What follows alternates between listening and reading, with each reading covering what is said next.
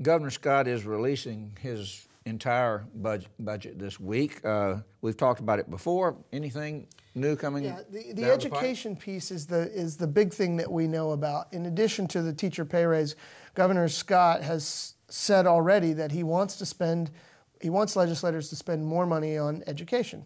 Now, this $480 million would be a big part of that, presumably, and we haven't seen the details of the education budget yet. But you know, the education budget is this political football as well. In Governor Scott's first year in office, he cut the education budget by $1 billion. Now, the next year he signed a budget that restored that money. Now he's saying he doesn't want them to cut anymore. He wants them to raise that even more, presumably at least $480 million for the pay raises. So, you know, it'll be interesting to see how that plays as we get into the legislative budget writing process. But that budget comes out this week, and we'll see later, you know, what all he has in mind.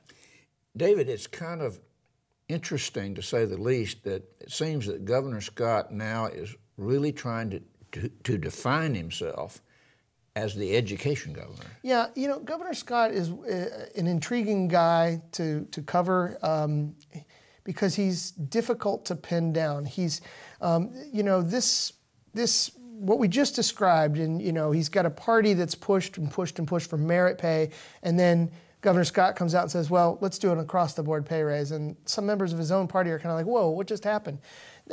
This has happened 3 or 4 times since Governor Scott has become governor.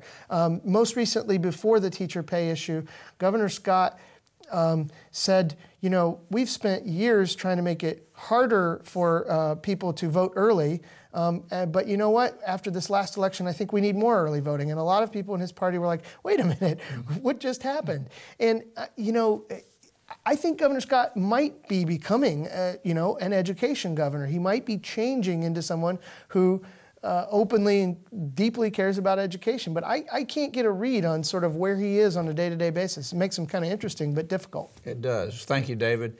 For more about Florida politics and government, visit the Advances section of our website.